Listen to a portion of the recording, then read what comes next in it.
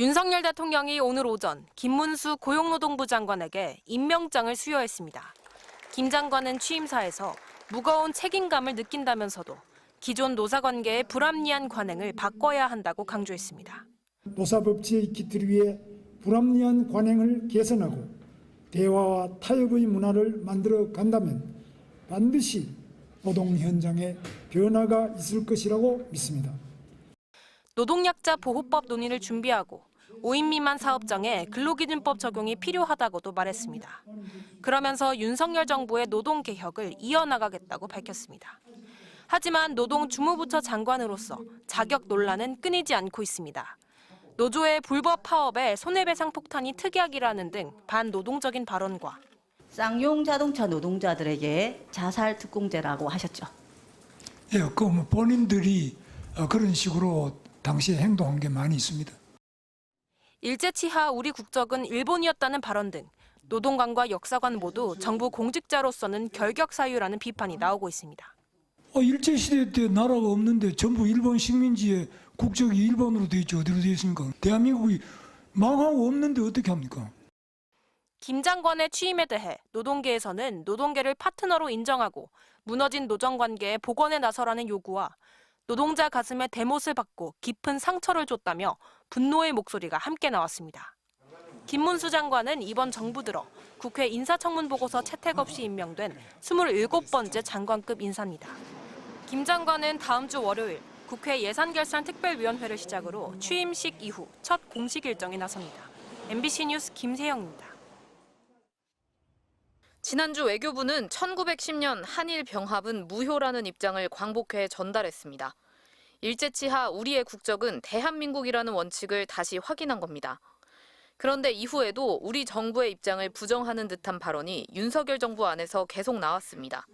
일제시대 때 나라가 없는데 전부 일본 식민지에 국적이 일본으로 돼 있지 어디로 돼 있습니까? 미국으로 돼 있습니까? 어디입니까? 대한민국이 망하고 없는데 어떻게 합니까? 광복회 이종찬 회장은 이런 사람이 어떻게 장관 후보자냐고 말했습니다. 일제 때 당신 국적이 어디요? 그러니까 그걸 질문이라고 묻습니까? 일본 거죠. 일본이죠. 그래. 이런 사람이 장관을 하겠다 그러면 되겠어요? 자기 본지수도 모르는 사람이 장관을 하게 되면 되겠냐고.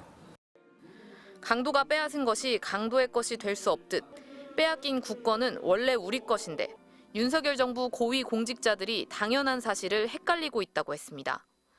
이들은 공직을 맡으면 안 된다는 겁니다. 장관 하겠다는 사람은 물론이고 독립기념관장 하겠다는 사람, 한국학 연구원 원장 하겠다는 사람 전부 헛소리 좀 하지 마라. 뉴라이트 인사들을 대통령이 중용한다는 지적에 대통령실 해명은 대통령이 뉴라이트의 의미조차 모른다는 것이었습니다. 윤석열 대통령님도 혹시 뉴라이트십니까? 대통령께서는 아마 뉴라이트의 의미를 정확히 모르고 계실 정도로 이 문제와 무관. 윤석열 대통령도 자신은 뉴라이트가 뭔지 잘 모른다며 윤석열 정부는 그런 거 따지지 않고 충성심과 역량을 본다고 했습니다. 이에 대해 이종찬 광복회장은 뉴라이트를 모른다면 역사 공부를 안 했다고 스스로 말씀하신 것이라며 그러면 안 된다, 못 들은 걸로 하겠다고 말했습니다. MBC 뉴스 조희영입니다.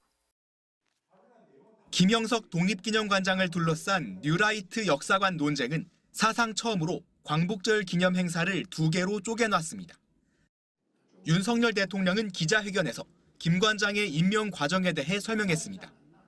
저도 개인적으로 전혀 모르는 분이고 장관이 위원회를 거쳐서 일본으로 제청한 사람에 대한 인사를 거부해 본 적이 없습니다.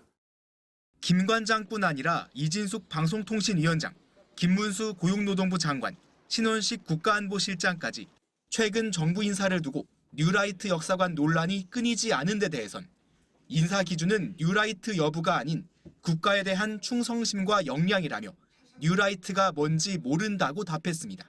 저는 솔직히 뉴라이트가 뭔지 잘 모릅니다. 요새는 또 뉴라이트에 대해서 언론에서 제가 좀 그동안 본 거하고 좀 또 다른 정의가 막 이루어져서 그런 건 잘 모르겠고. 더불어민주당 이재명 대표가 제안했던 영수회담은 사실상 거절했습니다.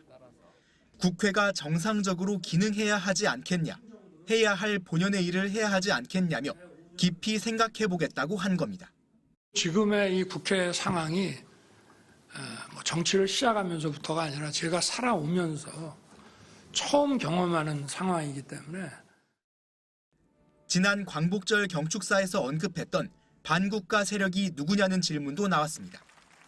윤 대통령은 간첩 활동을 하거나 국가 기밀을 유출하거나 북한 정권을 추종하며 대한민국 정체성을 부정하는 사람들이라고 답했습니다. 정부 비판 세력이나 야당을 겨냥한 발언이 아니라고 해명한 셈입니다. 한편 지난 총선 이후 물러날 뜻을 밝혔던 한덕수 총리에 대해선 역할을 잘하고 있다며 당분간 내각 체제가 유지될 거라고 했습니다. MBC 뉴스 홍익표입니다.